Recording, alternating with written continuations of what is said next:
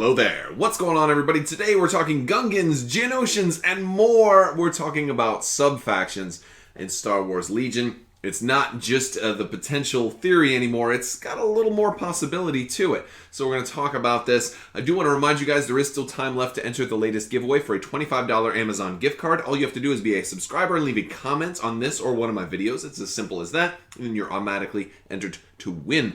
A few days left on that, but that will be coming out very soon. I will announce the winner at the end of one of my videos. So you will generally have to watch all the way to the end to see if you won or not. And if you don't win, don't worry too much about it because I got a big new giveaway coming up after this. So stay tuned for that. All right, so let's go ahead and talk about this. So Notorious Scoundrels and Fifth Trooper podcast recently did an interview with Luke Eddy and Alex Davy, the masterminds behind Star Wars Legion. And as with most of their interviews, it was a very nice interview. I will put a link down in the description below so you can go check that out. Really great interview that they conducted, and you should also check out their podcasts in general related to other things as well. But in this interview, there was a lot of really cool stuff. They talked a lot about the design space for a lot of the new stuff that's been revealed so far. They also talked about the Clone Wars, and there were actually a couple of little spoilers that were dropped that had not been shown up yet in the preview article. So definitely, you should go watch that, listen to it, learn a little bit more about the design space, what went into some of these units. And I will talk more about those individual units as the articles come out. So I don't want this video to be really about all of that extra detail. But I do definitely want to encourage you to check out those podcasts. There's a lot of Legion podcasters out there, but this one in particular shed some really cool information. So towards the end of this particular interview, they talked about the future and where they're going to see themselves going. And one of the things that was the predominant theme of this interview is that Legion is doing extremely well. And there's really no end in sight. So where do they see Legion going at some point? It's not just going to... They talked about this a little bit at Adepticon as well, Ed. It's not just going to end with 4 factions. There's going to be more factions. But in this particular interview, they mentioned... 2 times Alex Davy mentioned subfactions.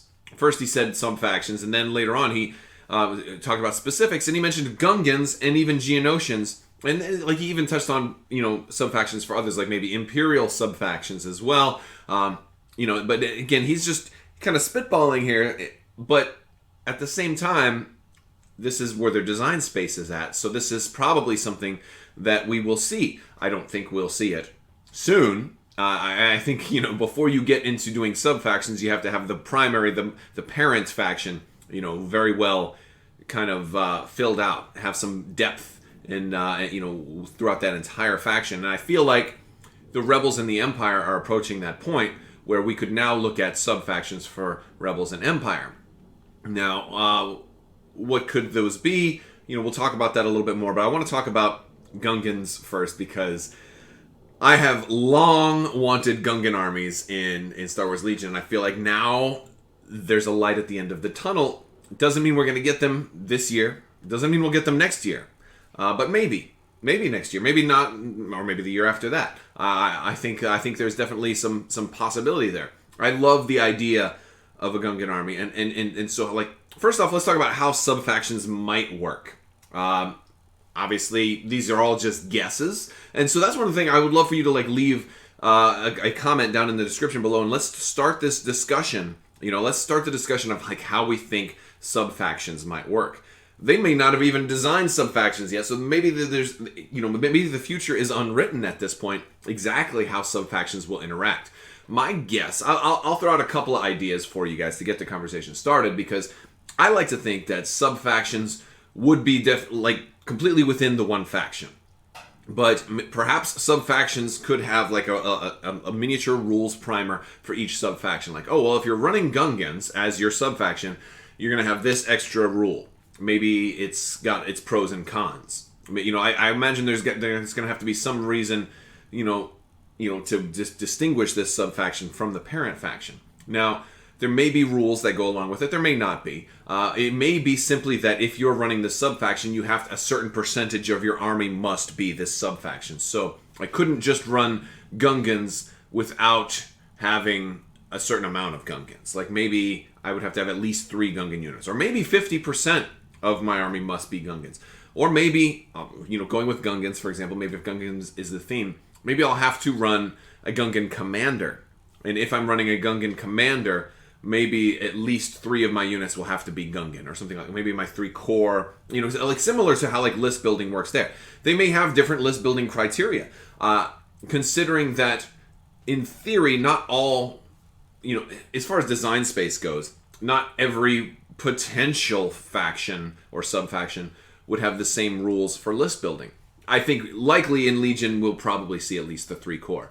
But if you think about like design space for gaming in general, and I'll apply this to other universes, like take StarCraft for example, which is also sci-fi, right? There are like subfactions within StarCraft that are more vehicle based, so you could potentially come up with a more vehicle-based subfaction that does not have the 3 core requirement, and maybe has a 2 heavy minimum, but has more heavies, or maybe it's like all supports and heavies, or something like that. Like, as design space grows, that could be somewhere they eventually get to. Maybe that wouldn't be tournament legal, but maybe that would be like a casual friendly thing, or if it gets refined enough, maybe it could be tournament legal. Maybe it won't be very tournament effective, but could be pretty fun in like a team game. Like, hey, look, the vehicle-based faction is really cool, but they're not good enough on their own, so why don't I partner with an infantry-based list, and then, then we'll have enough, like I think that sounds really fun. It would be really, really cool for thematic and fun based games. I could even see like a different version of General Veers being like a commander for an Imperial vehicle-based subfaction. Would be an opportunity to have different command cards for Veers, a whole different Veers card, and have him maybe mounted on a vehicle. Like have mounted versions of commanders and stuff. And like subfactions might be a cool way to do that. We've already seen Tauntauns, so you can definitely come up with the idea of maybe a mounted Luke Skywalker on a speeder bike, or maybe he can get off. Like they did mounted things in Rune Wars, where you could have 2 versions of a character, one mounted, one unmounted. So that could be an option. Another option could be that subfactions must be only that subfaction, which I doubt they will do that, because I think if you're going to do that, you might as well just make it its own separate faction. But still, a subfaction could be only them, but I feel like you then restrict that subfaction too much. Also, Geonosians are a prime example. Like Geonosians are really just to bug people. So like, how many different versions of the Geonosians do you really see? I don't think there's enough to fill out an entire faction that way. I will say, I could imagine Geonosians having more than just Geonosian soldiers available to them. You will definitely have other things that we saw on Geonosis. For example, creatures, right? They had the arena on Geonosis, and you had all of those creatures, the Varactyl, all 4 of the big rhino beasts, and so you had the 4 or the 3 different types of creatures that we saw on Geonosis. Now, I don't think that those particular animals were exclusive to Geonosis, but since we did see them there, it's likely you can infer that Geonosians like to employ creatures, at least in some capacity. So I would imagine that Geonosian supports might be in the form of wild and crazy creatures.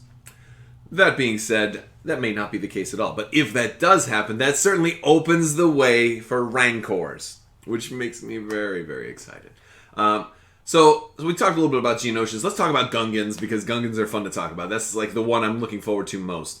I like the idea of a Gungan army, just like we see in Episode 1, in a lot of ways. So to start off, I think the first thing we should get is, Gungan infantry. Your basic troops. And I envision them, and I don't want to go into too many specifics on exact dice and exact stats and cost and things like that, because I don't want to impede the design process that way. But I would imagine Gungans being a unit that is melee only.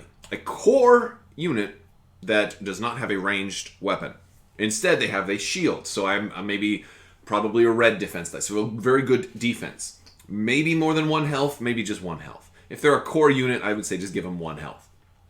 But give them, like with most core units, you can add an extra mini. That sounds good. You can add a heavy weapons, which is maybe like a dude throwing the boomba, like so like maybe your heavy weapon addition opens up the option for that ranged attack.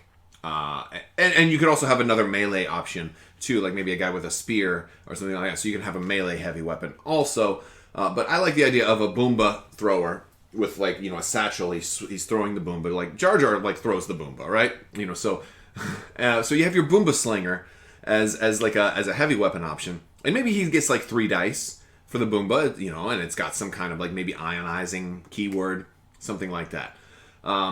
So I like the idea of a single, you'd still have a ranged attack option as your core, but there's definitely primarily a melee core, thing. Now to support them, you have the big, like you have a heavy, and it would definitely be heavy, but that's your shield generator. Now the heavy might not even have an attack. He may just offer shields to people that are near him, and thinking about like the ways that people could like build him with like a fishbowl going around your army, like that just sounds really, really fun to me. So I definitely want that big, heavy brontosaurus thing. And you can also have, there's a couple other options you can have. Like, I think you can also have, like, the Gungan riding the little horse, like the seahorse, like the Velociraptor. You have, Captain Tarpos, and you can even have a mounted Jar Jar Binks. A Jar Jar Binks commander, or a Captain, or a Boss Nass commander, or a Captain Tarpos commander. So you have, like, 3 named Gungan you can use as commanders. You could even do an operative Jar Jar Binks. Maybe he doesn't... I think Jar Jar Binks should be a commander, though, because he's a Bombad general. But you could probably do 2 different versions if the Gungan faction pans out well enough and long enough that you end up creating that many different types. So I just love the idea that I think Jar Jar's command cards would be very different. I think you've got like the other named Gungans can have like normal, balanced command cards. One is more ranged, maybe one is more defensive or something like that. But Jar Jar's would be a gamble, and Jar Jar might be the commander you use with other stuff. So I would like to see these sub-factions work in a way that you're allowed to take a certain amount of units from outside of the sub-faction. And that's really kind of the thing, is like, how are they going to, where's the line going to be drawn? I think it's safe to assume that sub-factions would allow mixing with the parent faction. And let's also assume that, suppose a parent faction, like the Republic, has more than one sub-faction, right? I don't think you're just going to have the Republic and then only Gungans. I think if the game goes on long enough, you could have the Republic, you could have Gungans, you could maybe even have them on Calamari, right? Like, there was this whole arc on the Civil War on Mon Calamari.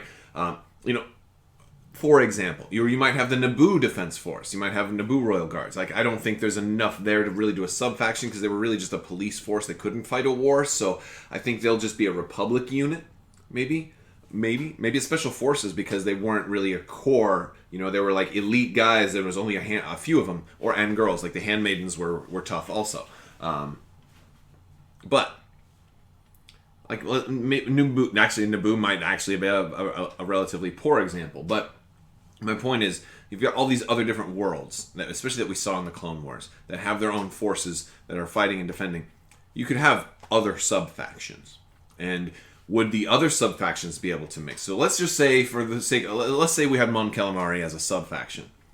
And could you put some Mon Calamari into the like a Gungan army, if that's another sub-faction? Like, that's a possibility, right? Now, as long as they're under the same parent faction, I think you should be able to. But the question for me is the line going to be you can only include so many non-units, or is it that you must include at least so many of the sub-faction unit when building a sub-faction army?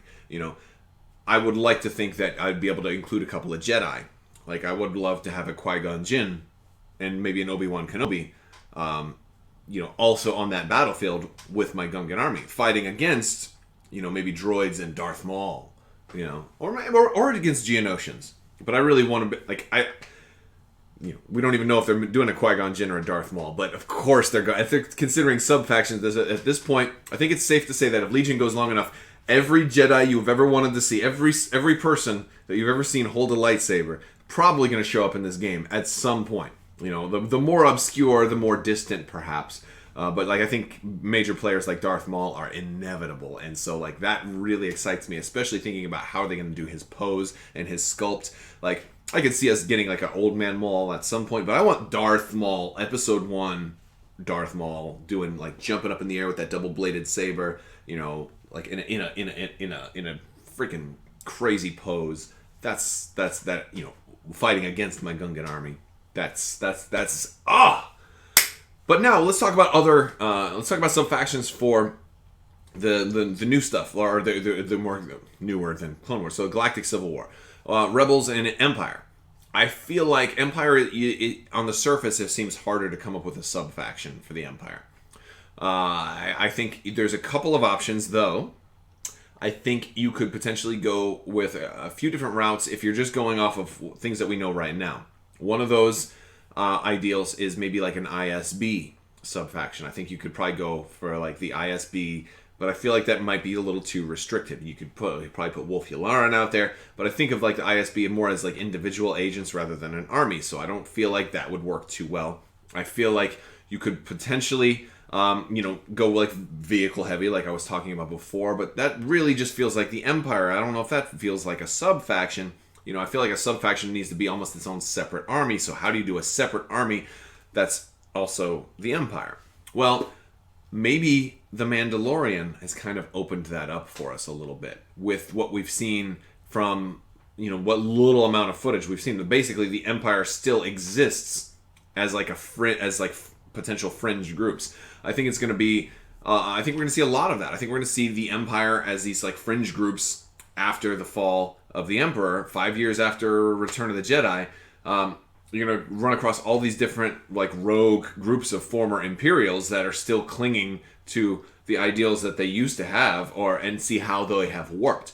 You might, over the course of that show, run across like a planet that's run by some Baron or some Grand Moff who is in the Outer Rim somewhere, that the Empire fell, and he's like, well, I guess I can do whatever I want now. And you kind of get hints of this in some of the books, the new canon books that have been out there that deal with certain Outer Rim territories. You see certain Moffs and governors kind of let power go to their head, and maybe they become corrupt. So let's just say we get like some Grand Moff, we'll call him Grand Moff Crabbok, because I'm making stuff up right now. And let's say he's let power go to his head, and now he's got like this zealot kind of these crazy stormtroopers and stuff that have now all marked their guys with like blood stripes going across their masks, and instead of blasters they use whips. Boom, instant Imperial subfaction. Still loyal to the memory of the Empire, but they're distant enough that they're going to have their own distinct fighting style, and you wouldn't just have them normally be the Empire because they're kind of post-fall of the Empire. That's what I'm saying. Now, Rebels, I think you go like Saw Gerrera, Saw's Partisans. You can have groups like that. You could even... Now, it might not be enough to do the full-blown army, so you could potentially have like a Rebel subfaction that's like the Outliers, or the unformed, unincorporated rebellion might be a subfaction. And that might be all of the groups that didn't get pulled into the rebellion proper that are still sympathetic to the rebellion.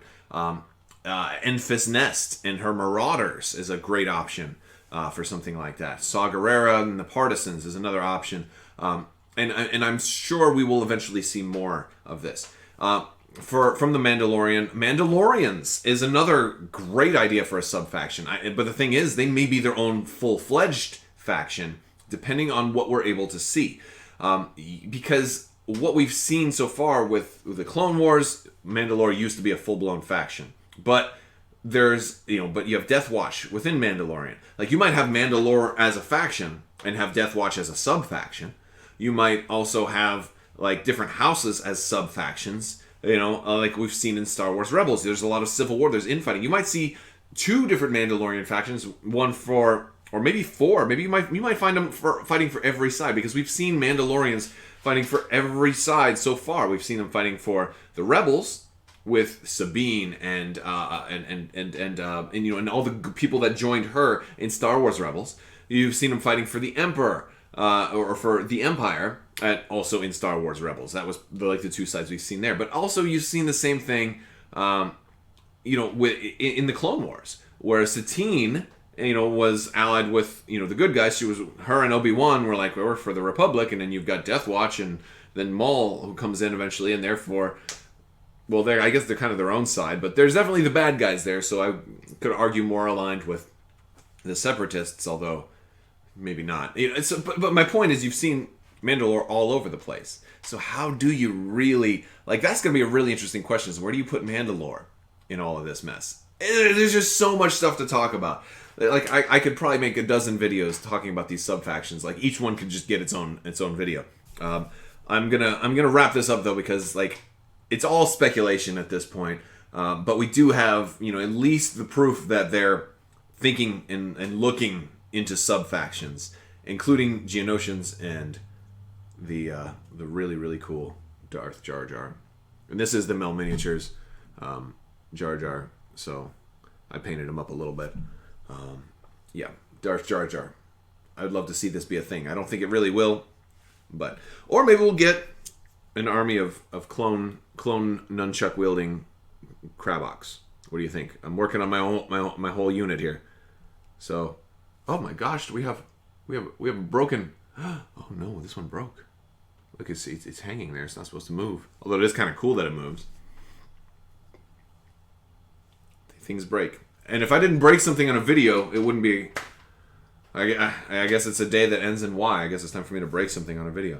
Alright guys, well that's all I've got for you today. I want to thank you all so much for watching. If you like this video, go ahead and give it a thumbs up. Let me know what you think down in the comments below.